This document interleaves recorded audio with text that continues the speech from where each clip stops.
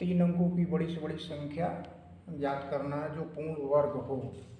अभी पीछे वीडियो में हमने आपको बताया था कि वर्गमूल को जोड़ा या घटाया जाने से प्राप्त होता है। अगर हमको ये पूछा जाए कि 3 अंकों की बड़ी से बड़ी संख्या ज्ञात करना है तो उसके लिए वर्गमूल ज्ञात करने की निम्न विधि है। जैसे 3 अंकों की बड़ी बड़ी संख्या हम लिखेंगे 999।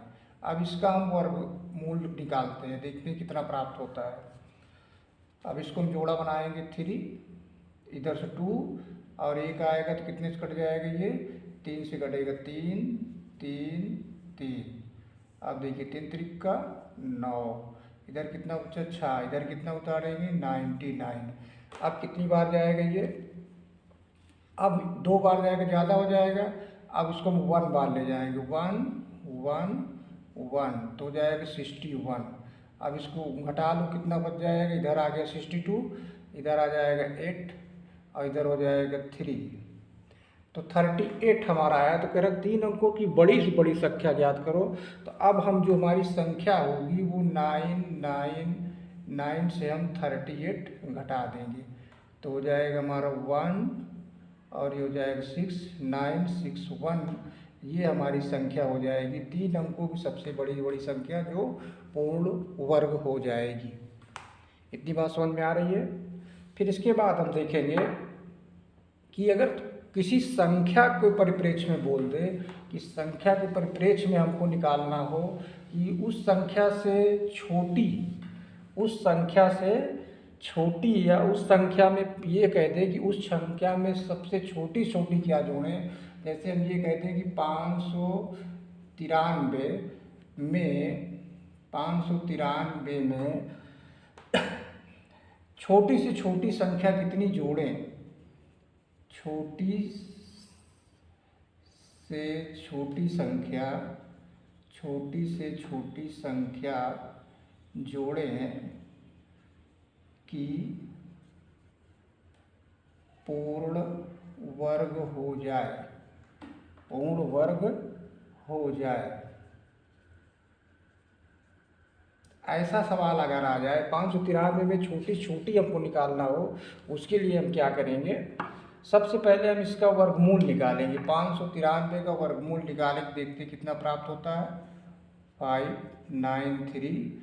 सेम उसी तरह जोड़ा बनाएंगे। अब 3 से नहीं कटेगा, 2 से कट जाएगा, 2 2 2 तो 2 2 4 आ गया। इसके बाद इधर जोड़ेंगे, कितना 2 2 4 हो गया, इधर जोड़ेंगे 1 9 3 उतारेंगे। अब देखेंगे कितनी बार कटेगा।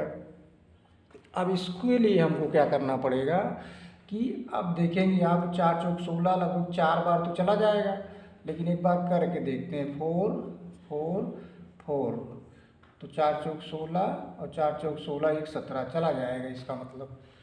तो कितना बच रहा है हमारा यहाँ पर बचेगा 7 और 1 17 बच गया है। लेकिन अब हम यह क्या देख रहे हैं कि ये जो 24 का वर्ग है, कितने का वर्ग है, 24 का वर्ग से ये बड़ी है, 24 के वर्ग से ये बड़ी है, 593 बड़ा है। और इसका मतलब है कि ये 25 से छोटा होगा, 25 के वर्ग से छोटा होगा। बात क्लियर हो रही है। अब हम क्या करेंगे कि हमको कह रहा है कि 593 में छोटी से छोटी कितनी संख्या जोड़ने कि पूर्ण वर्ग हो जाए, तो उस संख्या को प्राप्त करना है। अब हम क्या करेंगे कि 25 का वर्ग जो है उसको प्राप्त करके और 593 को हम घटा देंगे। अब 25 का वर्ग कितना होगा, 625। अब 625 से हम घटा देंगे कितना, 593। तो इसको घटाने से कितना प्राप्त होगा हमारा, 5 से 3 गया 2 और यहाँ पर बचा 12, 12 से 9 गया 3, यानी 32 जोड़ने पर हमारी अगली जो वर्ग वाली संख्या प्राप्त होगी वो प्राप्त हो जाएगी। बात क्लियर हुई। यानी 593 में हम 32 जोड़ देंगे तो अगली संख्या हमारी 625 प्राप्त हो जाएगी। अतः इस तरह के सवाल को निकालने के लिए इस विधि का उपयोग करेंगे। फिर से ध्यान से देखिए, 593 में छोटी से छोटी संख्या जोड़ने पर पूर्ण वर्ग हो जाए, उसको निकालने के लिए हमको जो है 593 का पहले वर्गमूल निकालेंगे। 24 प्राप्त हो रहा है, पूरा कट नहीं रहा है, तो अब हमको ये पता हो गया कि ये 24 के वर्ग से 593 ज़्यादा है, यानी 25 के वर्ग से कम है। अतः हम 25 के वर्ग से इसको घटा देंगे तो वो संख्या हमको प्राप्त हो जाएगी। तो 25 का वर्ग हमने 625 किया और 593 घटा दिया, 32 मिला। तो अब इस 32 को अगर हम इसमें जोड़ देंगे तो हमारी पूर्ण वर्ग प्राप्त हो जाएगी। तो इस तरह सवालों को हम ऐसे ज्ञात करेंगे।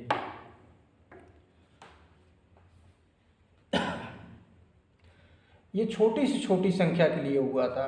अभी हमने एक बड़ी से बड़ी संख्या के लिए बताया था। अगर इसी तरह सवाल एक क्या पूछ ले कि 4 अंकों की छोटी से छोटी संख्या, क्या पूछ ले, 4 अंकों की छोटी से छोटी संख्या, 4 अंकों की छोटी सी छोटी 4 अंकों की छोटी से छोटी संख्या, छोटी से छोटी संख्या बताएं जो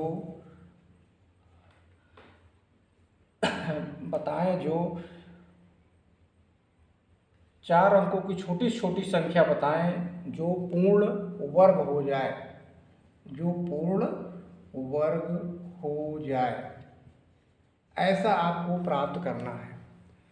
4 अंकों की छोटी से छोटी संख्या आपको बताना जो पूर्ण वर्ग हो जाए। हमने अभी आगे एक इसके आगे सवाल में क्या पढ़ा था कि 3 अंकों की बड़ी से बड़ी संख्या के लिए हम लोगों ने पढ़ा था। अब हम क्या देखेंगे, 4 अंकों की छोटी से छोटी। जब छोटी से छोटी कह देगा तब हम उसी तरह करेंगे। छोटी से छोटी संख्या 4 अंक का क्या होगा, 1 0 0 0। देखो 1 2 3 4 अंक की हो गई छोटी छोटी संख्या।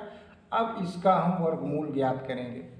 अब इसका क्या ज्ञात करेंगे, वर्गमूल ज्ञात करेंगे।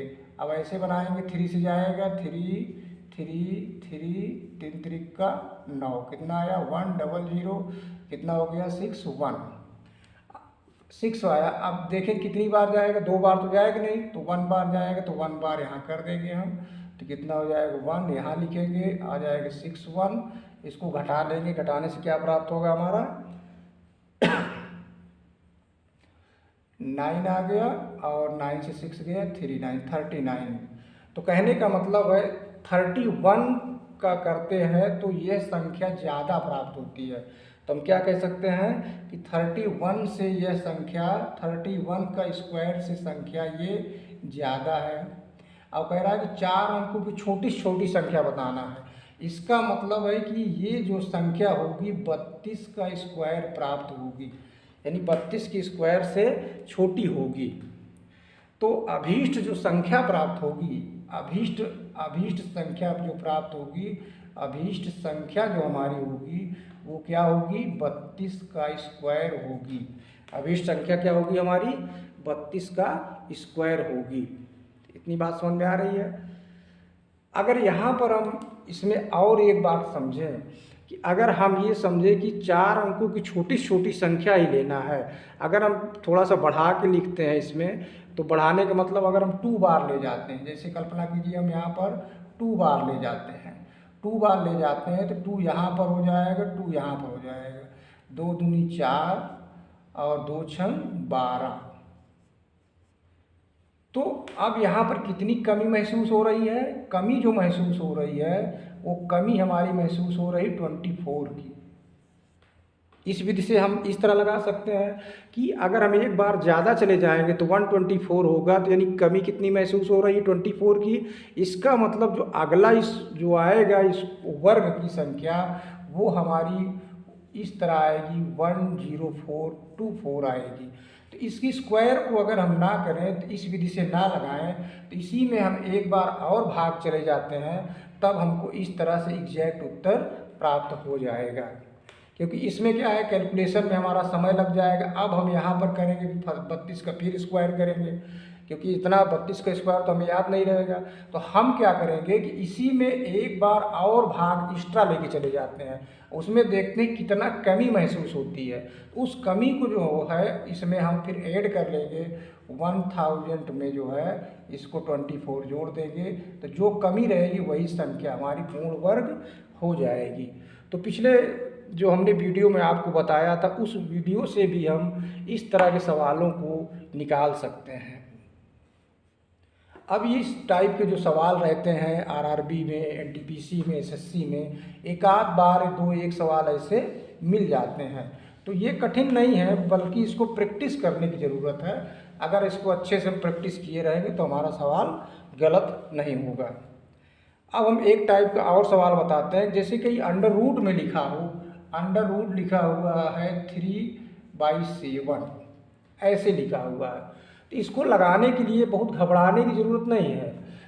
अब यहाँ पर जैसे लिखा हुआ है, ये इतना लिखा हुआ है, तो अब हम क्या काम करेंगे कि जो नीचे का हमारा हर है उससे ऊपर नीचे इस तरह हम गुणा कर देते हैं। इतनी बात सबको समझ में आ रही है।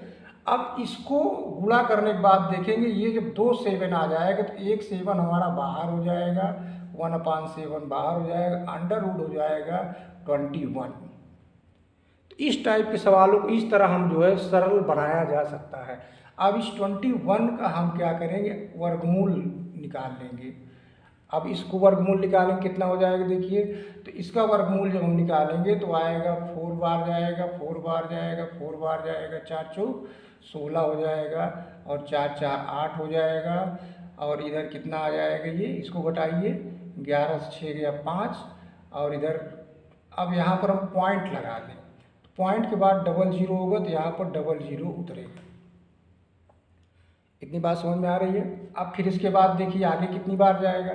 अगर हम इसमें 8 का पहाड़ा पढ़ते हैं तो 8 6 48 लगभग 6 बार जाता है, लेकिन 6 में 3 हासिल हो जाएगा, ज़्यादा हो जाएगा तो हम 5 बार ले जाते हैं। इस तरह 5 बार देखो, अभी हम भाग करके चेक कर लेते हैं गुणा करके कि आता है कि नहीं आता है। 5 50 25 2 आया, 5 8 40 2 42, यानी इससे कम ही प्राप्त हुआ। तो यहाँ तक सही है। अब इसको घटा लीजिए 5 और ये हमारा 9 से 2 आ गया, कितना बच जाएगा, ये 7 और ये 4 4 कट जाएगा। इसको लिखिए 0 9। क्लियर हो रही बात। तो हमको मान लीजिए 1 डिजिट तक मिल गया है, तो 1 डिजिट का हम यहाँ पर 4.5/7 इस तरह लिख सकते हैं।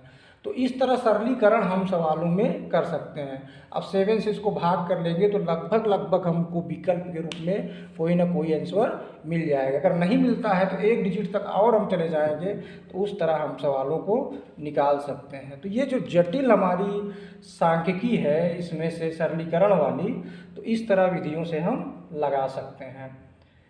तो हमने ये सीखा इस वर्गमूल में कि कुछ ऐसे होते हैं संख्या जिसको हम लोग बढ़ा के घटा के किसी न किसी विधि से निकालते हैं। तो हमने आपको 2-3 बातें बताई। अगर ये सब बातें आपको पसंद हो तो हमारे चैनल को सब्सक्राइब और लाइक्स करें, जिससे हम अगली वीडियो बनाने के लिए थोड़ा सा मनोबल हमारा भी बढ़ा रहे। धन्यवाद।